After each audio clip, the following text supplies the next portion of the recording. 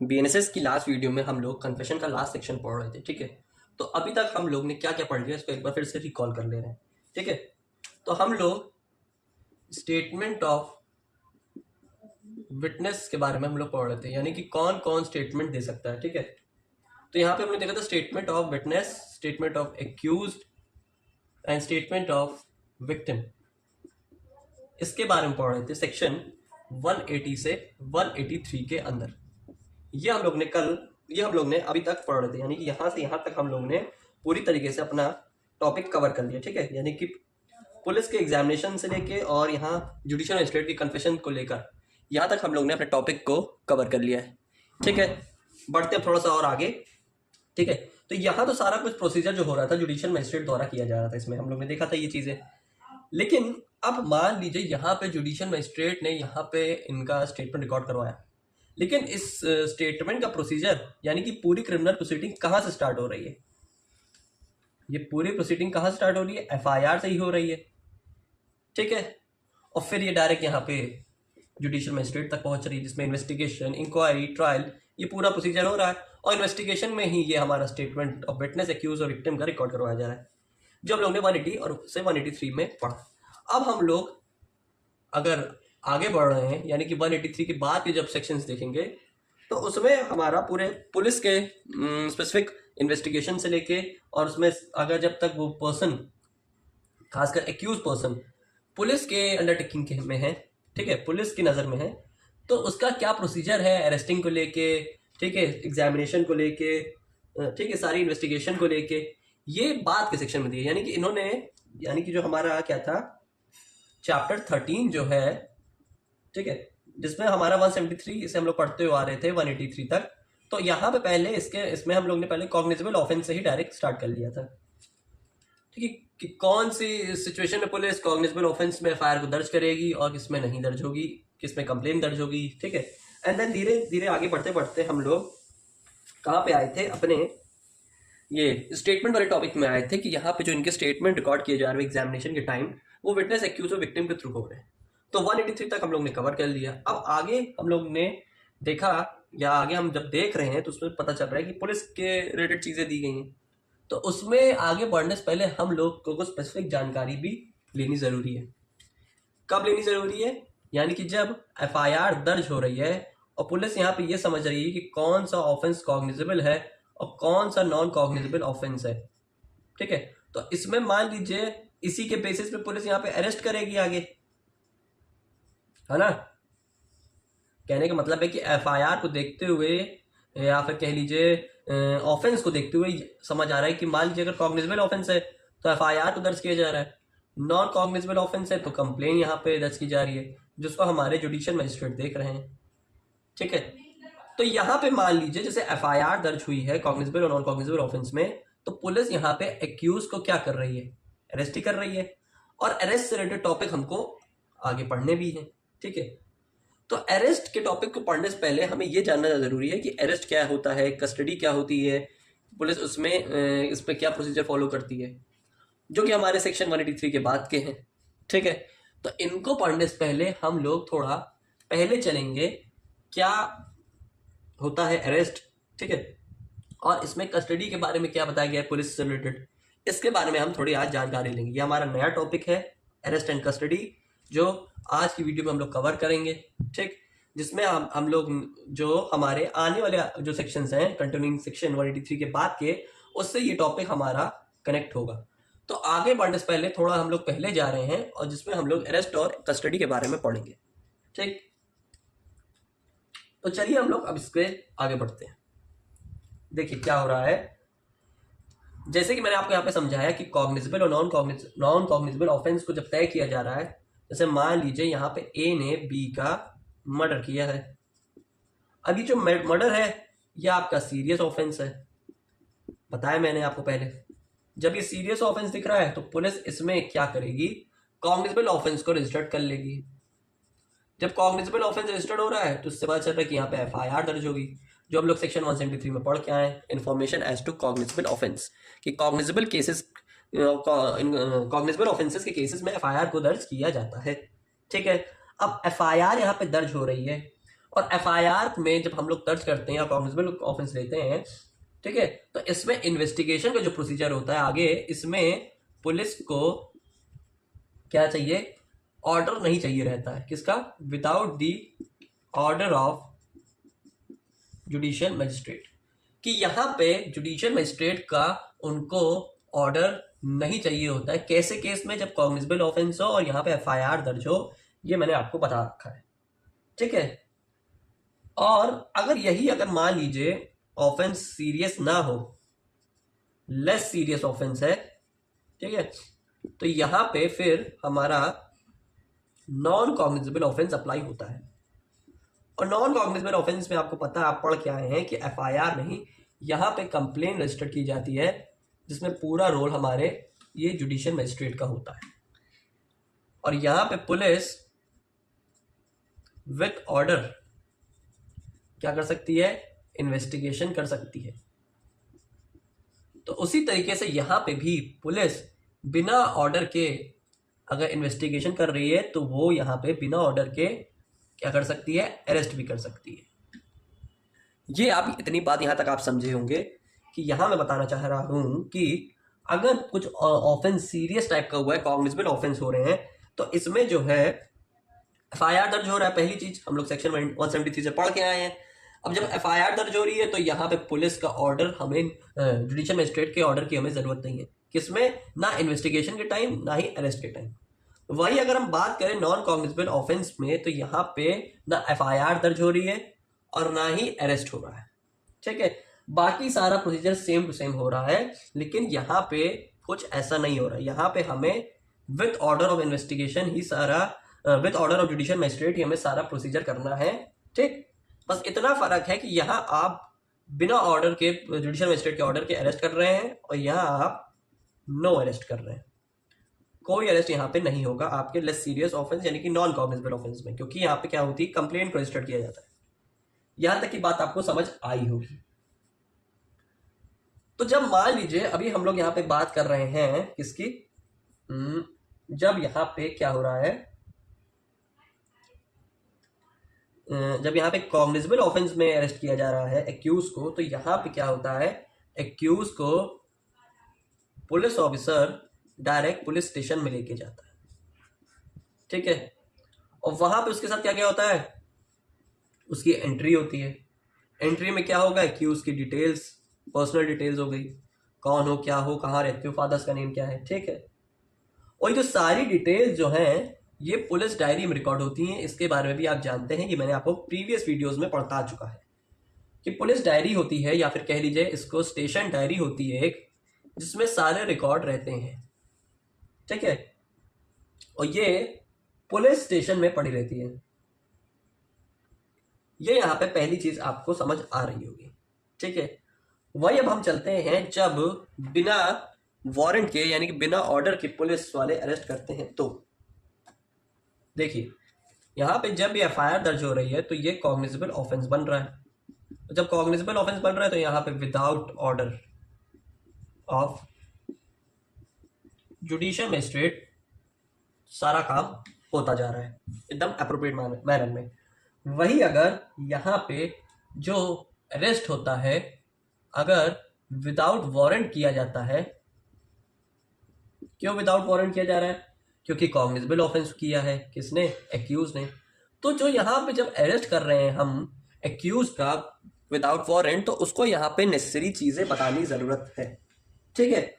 वो सारी नेसेसरी चीजें, उसको जानकारी हमें देनी कि अगर किसी पर्सन का बिना वारंट के कॉग्निजेबल केस में हम लोग रजिस्टर कर रहे हैं मामला, उसको अरेस्ट करके थाने ले जा रहे हैं, तो हमें कुछ कुछ बातों को ध्यान में रखते हुए आगे बढ़ना है, जो यहाँ पे जरूरी बहुत है। पहला लिखिए इसको, पॉइंट है ग्राउंड्स एक तरीके से, जब आप बिना वारंट के अरेस्ट कर रहे हैं किसको? एक्यूज को। तो पहला पॉइंट ये है कि उसको ग्राउंड बताइए, ग्राउंड्स ऑफ अरेस्ट। क्यों कर रहे हो, किस बेसिस पे कर रहे हो, ये बताइए, ठीक है।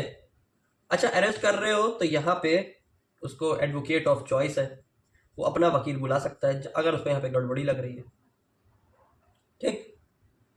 जब यहाँ पे ग्राउंड्स ऑफ अरेस्ट हो बताओ, तो उसको यहाँ पे अरेस्ट मेमो के बारे में बताओ, यानी उसमें उसकी डिटेल्स को डालता है पुलिस वाला, या ये वो देखता है उसमें कि क्या क्या उसमें उसने जांच पड़ताल की है, ठीक है, क्या क्या चीजें उसमें उसने बनाई हैं उसके बारे में, उसकी पर्सनल इंफॉर्मेशन एक तरीके से एक्यूज की इसमें रिकॉर्ड की जाती है। फिर यहाँ पे बनता है एक सर्च मेमो, सर्च या फिर कह लीजिए सीजर मेमो, ये यहाँ पे बनाया जाता है सीजर मेमो। सीजर मेमो में डाला जाता है मटेरियल थिंग्स। क्या चीज इसमें डाली जाती है? मटेरियल थिंग्स, यानी कि जो जो उससे जुड़ा हुआ अगर कुछ सामान उसके पास बरामद हुआ है तो वो उसके बारे में एक रिकॉर्ड उसका तैयार किया जाता है। देन हम उसके फैमिली मेंबर्स को इन्फॉर्म करते हैं, इन्फॉर्म हिज फैमिली मेंबर, ठीक। और कंट्रोल रूम में, पुलिस कंट्रोल रूम में उसमें भी इन्फॉर्म किया जाता है। ये सारी चीजें विदाउट वारंट, यानी कि मैं कॉग्निजेबल केसेस के बारे में बता रहा हूं आपको, उसके बारे में लिखाता जा रहा हूं, ठीक है। यहां पे आपको उसका नो टाइम वेस्टेज करना है, ठीक है, कि यहाँ पे जो ट्रैवलिंग का टाइम है उसको आप वेस्ट नहीं कर सकते, ये भी, ठीक है। अगर आप उसको पुलिस कस्टडी में रख रहे हैं तो विद इन 24 आवर्स आप उसको जुडिशियल मजिस्ट्रेट को सौंपेंगे, ठीक है। 24 घंटे यानी एक दिन से ज्यादा थाने में नहीं बिठा के रख सकते। और अगर उसमें बेल दी जा सकती है तो पुलिस ऑफिसर इसमें बेल भी ग्रांट कर सकते हैं, ठीक है। पुलिस वाला इस मामले में बेल भी दे सकता है, ठीक है। तो क्या क्या चीजें हमने समझी कि इसमें जब हम लोग कॉग्निजेबल ऑफेंस में अरेस्ट कर रहे हैं किसी पर्सन का, तो उसको ये सारी इंफॉर्मेशन बताना जरूरी है, पूरा एक अप्रोप्रिएट मैनर में, जैसे प्रोसीजर चला आ रहा है एंड तक, ये वो सब कुछ करेंगे पुलिस ऑफिसर। ये सारी चीजें अरेस्ट के अंदर आती है कि आप किसी पर्सन को गिरफ्तार कर रहे हैं तो ये पूरी प्रक्रिया से आपको आगे गुजरना ही पड़ेगा, उसके बिना आप आगे कुछ नहीं कर सकते। और इसमें सबसे मेन इंपॉर्टेंट हमारा पॉइंट है ये वाला, ठीक, कि आप अगर कभी भी विदाउट वारंट अरेस्ट कर रहे हैं कॉग्निजेबल ऑफेंस के अंदर, तो एक्यूज का जो इंटरोग्रेशन वाला प्रोसेस होता है, यानी कि जो पूछताछ वाला प्रोसेस होता है, उसको हमें 24 घंटे के अंदर ही खत्म करना होता है। जो इंटरोगेशन वाला प्रोसीजर है, पूछताछ वाला, वो एक्यूज का 24 घंटे के अंदर ही खत्म होगा। 24 घंटे से ज्यादा आगे वो नहीं बढ़ेगा, क्योंकि 24 घंटे ही हमारे पास रीजनेबल टाइम पीरियड होता है, ठीक है। तो इसी 24 घंटे को हम लोग लेके अपने सेक्शन 58 BNSS को पढ़ेंगे आज, ठीक है। यानी कि BNSS 58 इसी 24 घंटे के टाइम पीरियड से डील करता है, जो सबसे इंपॉर्टेंट एलिमेंट है अरेस्ट के टाइम पीरियड में, ठीक है। बाकी भी पढ़ेंगे लेकिन जो ज्यादा इंपॉर्टेंट है उसको पहले देखेंगे। और हम अपना ये 24 घंटे वाला जो पॉइंट है इसको सेक्शन 58 में क्यों पढ़ रहे हैं? क्योंकि यही सेक्शन 58 BNSS हमें 183 के बाद के सेक्शन से जोड़ेगा। तो आगे बढ़ने से पहले मैंने बताया ना आपको, थोड़ा पिछला उसके हिस्टोरिकल पॉइंट को जानना जरूरी है। तो ये था इसका हिस्टोरिकल पॉइंट, जो प्रोसीजर मैंने आपको बताया। और इसमें जो 24 घंटे वाला पॉइंट है ये हम लोग 58 अभी पढ़ रहे हैं, जिससे हम आगे वाले सेक्शंस में उससे उसको लिंक कर सकें। BNSS किस बारे में बात करता है? 58 सेक्शन जो हमारा है ये किस बारे में बात कर रहा है इसको जानते हैं। Person arrested not to be detain more than 24 hours. Person arrested not to be detained plus 24 hours, more than 24 hours। क्या मतलब है इसका? इसका मतलब ये है यहाँ पे कि अगर कोई पर्सन को, यानी कि एक्यूज पर्सन को अरेस्ट करवा के पुलिस वाला थाने में लेके जा रहा है, तो उसको थाने में रखने का और पूछताछ करने का जो समय है वो 24 घंटा बांधा गया है। 24 घंटे से आप आगे 1 मिनट भी नहीं बढ़ सकते हैं, ये सेक्शन 58 हमें बता रहा है। अब रीजनेबल टाइम क्या है? मतलब इसका, जब हम लोग सेक्शन 58 को बेरैक से पढ़ रहे हैं तो इसमें एक पॉइंट बता रहे हैं रीजनेबल टाइम पीरियड का। इस रीजनेबल टाइम पीरियड का 58 से क्या कनेक्शन है, क्या लिंक बैठ रहा है? देखिए जो सेक्शन 58 है रीजनेबल टाइम का, वो ये बता रहा है कि मान लीजिए कंडीशन इसमें कुछ दी है। पहली कंडीशन हम इसको अभी ले रहे हैं ये कि मान लीजिए ए और बी आपस में मारपीट करते हैं या कुछ भी सिचुएशन क्रिएट हो रहा है यहाँ पे, ठीक है। और यहाँ पे बी एफआईआर को दर्ज करवाता है ए के अगेंस्ट, ठीक है। और यहाँ पे जब ए का अरेस्ट हो रहा है, ए को यहाँ पे अरेस्ट किया जा रहा है, तो पुलिस ऑफिसर यहाँ पे क्या कर रहा है कि ए के मेडिकल एग्जामिनेशन को कंडक्ट करवा रहा है, ठीक है। दूसरा यहाँ पे डेली डायरी में एंट्री कर रहा है, डेली डायरी में एंट्री कर रहा है। और तीसरा यहाँ पे ए ने तुरंत इमीडिएटली कन्फेशन भी कर दिया, इंटरोगेशन में कन्फेशन भी दे दिया, जो भी हम लोग पढ़ के आए हैं, जो रेलेवेंट नहीं है वो बात का पॉइंट है, ठीक। तो ये सारा काम मान लीजिए तीनों काम ये 6 घंटे में ही कर दे रहा है, ठीक है। टाइम टेकन यानी कि पूरी प्रक्रिया पूरी प्रोसीजर को फॉलो करने में 6 घंटे लगे, और यहाँ पे दिया है टाइम 24 घंटे का, और काम इसने किया 6 घंटे के अंदर। तो जो 6 घंटे वाला समय है उसी में ही पुलिस ऑफिसर ए को जुडिशियल मजिस्ट्रेट के पास लेके जा सकता है, ठीक है। जितने कम से कम समय में हो जाए, ये नहीं मतलब आपकी आखिरी डेडलाइन 24 घंटे है, 24 घंटे से पहले भी करवा ले रहे तो अच्छी बात है, ठीक है, लेकिन लास्ट डेडलाइन 24 घंटे, उसके बाद आपको लेके ही जाना है, ठीक है। ये रेलेवेंट पॉइंट है। कंडीशन नंबर 2 को देखते हैं कि यहां पे मान लीजिए ए से बी, पुलिस ऑफिसर से जो ए है यानी कि पुलिस ऑफिसर ए से जब इंटरोगेशन कर रहे हैं तो मान लीजिए क्या हो रहा है, पूछताछ करने में लग गए 20 घंटे, और जो कन्फेशन वाला पॉइंट था, जो कन्फेस करवाया जाता है कि तुमने मारा है कि नहीं, इसको कबूल लो, ये वो नहीं करवाता है। कन्फेशन नॉट टेकन मान लीजिए यहाँ पे दूसरी कंडीशन है कि 20 घंटे में यहाँ पे मान लीजिए इसी में लग गए, ठीक, और कन्फेशन नहीं हुआ, या फिर मान लीजिए ज्यादा टाइम नहीं बचा कि आप यहाँ पे आप कन्फेशन को भी करवा सकें, तो आपको उसके बाद ए को तुरंत जुडिशियल मजिस्ट्रेट के पास लेकर ही जाना पड़ेगा, भले आपने कन्फेशन करवाया हो या नहीं करवाया, क्योंकि टाइम कितना दिया है 24 घंटा, जो है आपका रीजनेबल टाइम।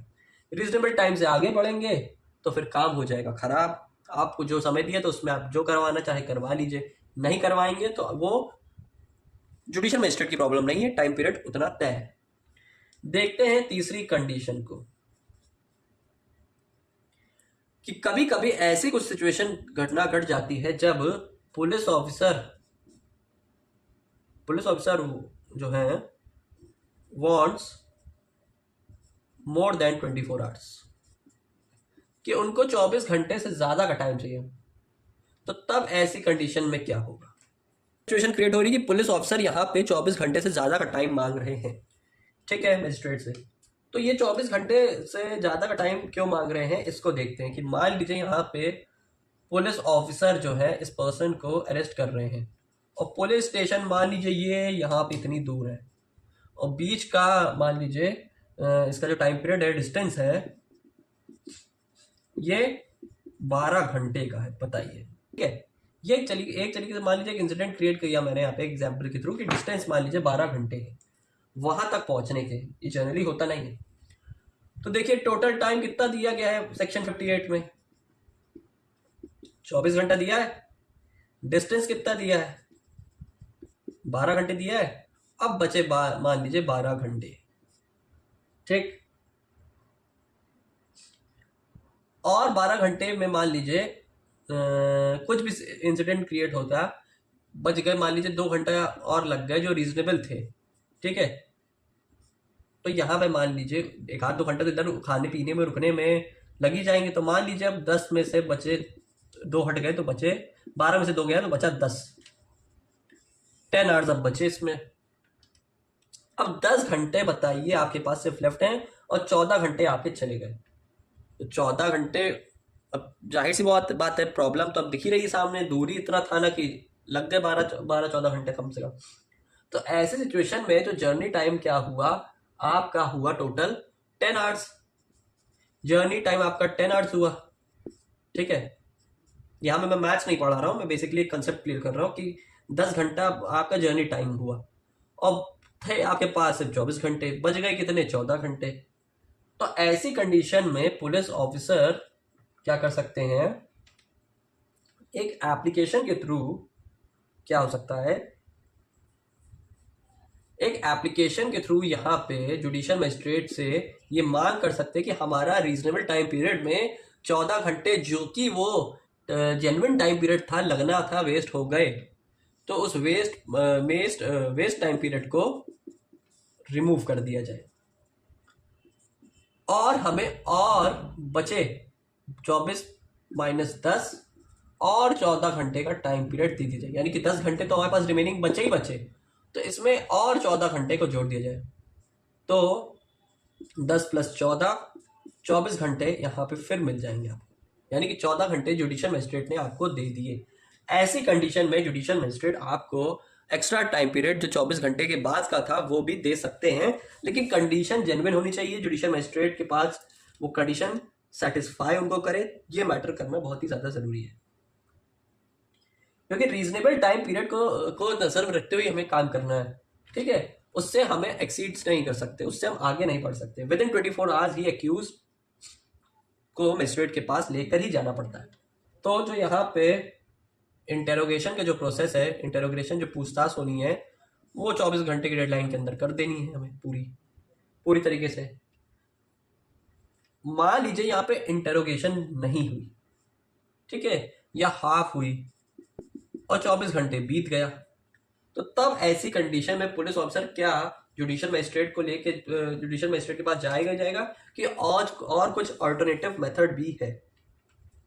देखिए, ऐसी कंडीशन में पुलिस ऑफिसर जुडिशियल मजिस्ट्रेट के पास रिमांड एप्लीकेशन को फाइल करेंगे, यानी कि कस्टडी के लिए फाइल करेंगे कि हमें और मोहलत दी जाए पूछताछ करने की, ठीक है। यानी कि रिमांड का मतलब यहाँ पे हुआ कि दोबारा पुलिस को सौंप दिया जाए, पुलिस वांट्स मोर टाइम, ठीक है।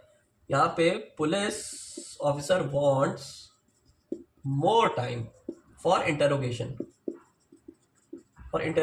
कि पुलिस ऑफिसर को और समय चाहिए। तो ऐसी कंडीशन में पुलिस ऑफिसर के पास जुडिशियल मजिस्ट्रेट के पास 3 ऑप्शन है।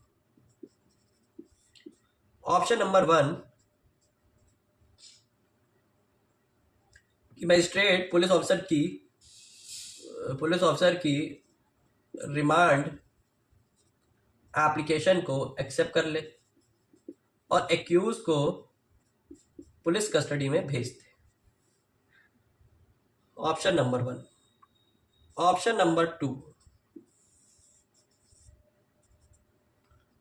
कि रिमांड डिनाई कर ले, यानी कि एप्लीकेशन को रिजेक्ट कर ले जुडिशियल मजिस्ट्रेट, और जुडिशियल मजिस्ट्रेट बोले कि अब ये जुडिशियल कस्टडी में जाएगा, यानी कि अब ये पर्सन कहाँ नहीं रहेगा, पुलिस के पास नहीं रहेगा, ये रहेगा जुडिशियल कस्टडी, यानी कि जेल के अंदर रहेगा, ठीक है। तो ऐसी कंडीशन में आपको यहाँ पे जुडिशियल कस्टडी के लिए भेजा जा सकता है। दूसरा, और या तो फिर उसे लगे कि इसको बेल दी जा सकती है, तो यहाँ पे बेल दे दी जाएगी, bail to accused by filing bond. 3 condition आपके पास यहाँ पे नजर आ रही है। पहली कंडीशन कि रिमांड एप्लीकेशन को एक्सेप्ट करके एक्यूज को फिर से थाने में, यानी कि पुलिस के पास भेज दिया जाए, पहला ऑप्शन। सेकंड ऑप्शन, एप्लीकेशन को रिजेक्ट करके पुलिस ऑफिसर की एप्लीकेशन को रिजेक्ट करते हुए जुडिशियल मजिस्ट्रेट थाने से जेल भेज दे। तीसरा ऑप्शन, सिचुएशन को समझते हुए, सर्कमस्टांसेस समझते हुए, केस के नेचर को समझते हुए, यहाँ पे तीसरा है उसको बेल दे दी जाए, ठीक। तो इन 3 तरीकों से यहाँ पे वो सारा काम वो करेगा, ठीक है। अब थोड़ा सा पुलिस कस्टडी क्या होती है और जुडिशियल कस्टडी क्या होती है, इसको शॉर्ट में ऐसे ही बस समझ ले रहे हैं। अभी हम लोग 2 चीजें पढ़ रहे हैं, एक है पुलिस कस्टडी और एक है जुडिशियल कस्टडी। थाना और जेल, क्या फर्क होता है? देखिए, पुलिस कस्टडी में क्या होता है, एक्यूज इज इन दी, लिख लीजिए ये पॉइंट, बेसिक्स पॉइंट लिखवा रहे हैं। Accused is in the control of police officer. Judicial custody में accused is in the control of judicial magistrate. ठीक है, यहां पे accused lodged in lockup, lockup में रखा जाता है, और इधर एक्यूज लॉज्ड इन जेल।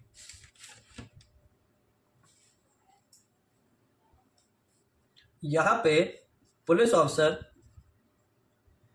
में interrogate with the accused, accused के साथ वो इंटेरोगेशन पूछताछ कर सकते हैं। Here police officer can not interrogate with the accused. ठीक, यहां पे जो पुलिस कस्टडी का टाइम पीरियड होता है, time period of police custody equals to 15 दिन, 15 दिन से ज़्यादा नहीं होती है। और यहाँ टीपी ऑफ जुडिशियल कस्टडी 60 से 90 डेज के अंदर रहती है। 60 दिनों से 90 डेज के अंदर इसमें देखा जाता है। वो केस टू केस मैटर करता है, क्या सिचुएशन है, कितना ऑफेंस सीरियस है, ये यहाँ पे चीज़ें मैटर करती है।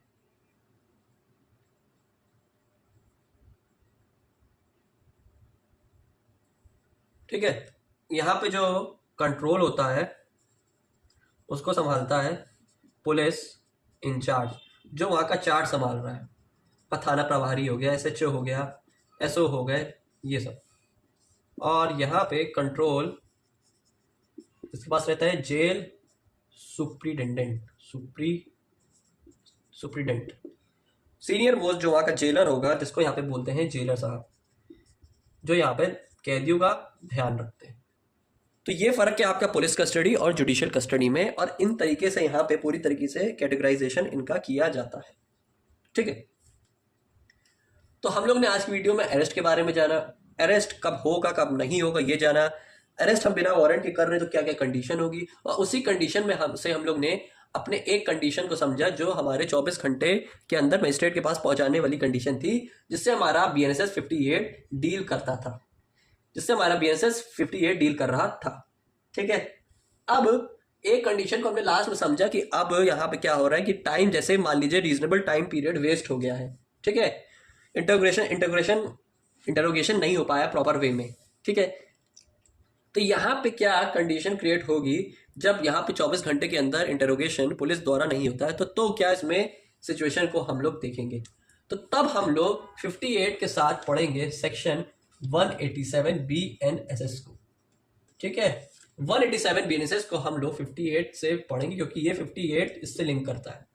इसीलिए मैंने आपको सेक्शन 183 जो हम लोग ने रिकॉर्डिंग ऑफ कन्फेशन और स्टेटमेंट पढ़ा, उसके बाद मैंने डायरेक्ट आपको 187 पे नहीं लेके गया मैं, क्योंकि जब तक आपको BNSS का 58 स्ट्रक्चरल पॉइंट नहीं समझ आएगा जो अरेस्ट से लिंक करता है, तो तब आप उसके बाद उससे पहले अगर आपको मैं 187 पढ़ा देता तो आप कैसे समझ पाते कंसेप्ट को। तो इसलिए मैंने आपको पहले ही बोला स्टार्टिंग की वीडियो में कि मैं थोड़ा पहले पीछे जाऊंगा, पीछे से कंसेप्ट को क्लियर करते करते आगे फिर हम लोग कंटिन्यू करेंगे। तो अपनी नेक्स्ट वीडियो में हम लोग सेक्शन 187 BNSS को पढ़ेंगे।